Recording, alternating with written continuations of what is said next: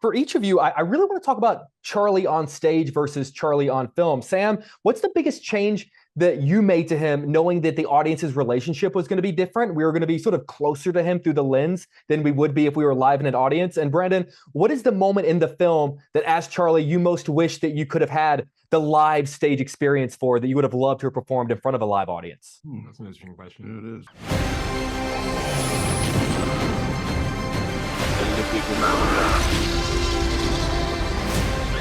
Where we're going, we don't need roads.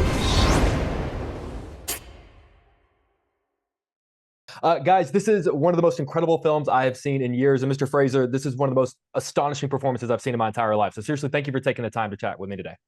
Call me Brendan. Brandon, you can call me Jake. Hey, Jake. Look at us friends already. Mr. Fraser, I know that you're the kind of actor who, leading up to this, I'm sorry, Brandon. I know, Brandon, my good friend Brandon, I know you're the kind of actor leading up to this who you did your homework, you studied who Charlie was. That's Mr. Fraser. I'm sorry, but I'm curious, having done all your homework before you got to set, what is something about Charlie that you did not figure out until you underwent the makeup and the prosthetic process for the first time? Like an understanding about him that just didn't happen until you were there on that set, sitting on that couch, physically as him. It was when it came off at the end of the day. It took 4 hours to create Charlie's body, and then an hour to get out of it. And how I felt physically, what was almost a peculiar sort of undulating, almost vertigo of, that sort of sense of stepping off a boat onto a dock when we're still in motion. And what that signaled to me was that those who live with obesity are clearly strong people in their heart and in their body. And you need to be. It gave me profound respect for who I was representing. For each of you, I really want to talk about Charlie on stage versus Charlie on film. Sam, what's the biggest change that you made to him, knowing that the audience's relationship was going to be different? We were going to be sort of closer to him through the lens than we would be if we were live in an audience. And Brandon, what is the moment in the film that, as Charlie, you most wish that you could have had the live stage experience for, that you would have loved to have performed in front of a live audience? That's an interesting question. It is. And I think for me, a lot of translating a play into a piece of cinema is sort of like what are the moments that we can capture without dialogue.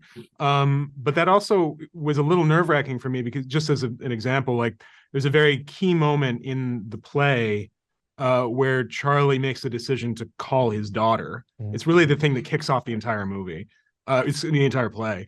And in the movie, I chose in the script to have that happen silently. And I was worried about it because I was like, that's a big story to tell. But I mean, the moment we shot it, seeing Brendan, it's one of my favorite moments in the movie, seeing you tell that story with your eyes, that you're finally, after all these years, going to call your daughter. It's the image that I believe became the movie poster. So it's just like that image is everywhere, by the way. No, that was like the single image that's been out there for months. And it's beautiful, and it's a testament to Brendan. I mean, I had to put a lot of faith into the person playing this role on a number of levels. I mean, this is a deeply personal story to me. It's also my first at bat as a screenwriter. I've written quite a few plays, but this is my first movie, and it's been an incredible experience. I feel like the luckiest writer on earth to be working with you, Brendan.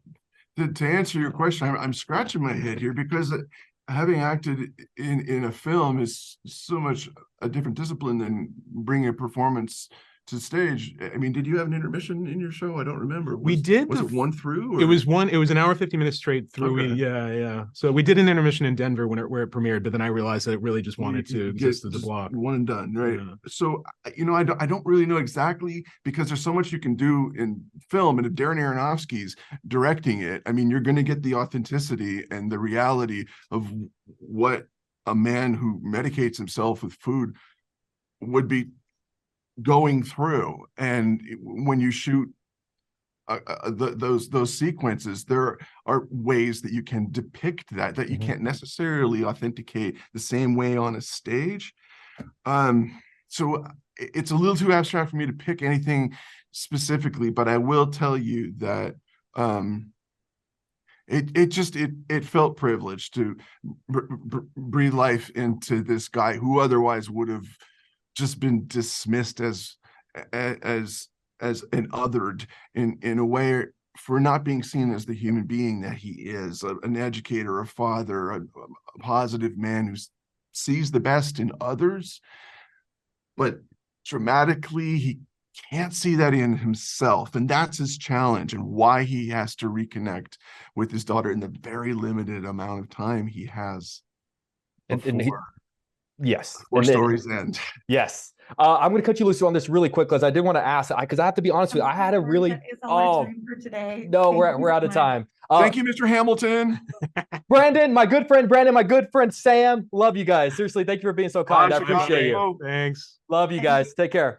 Bye.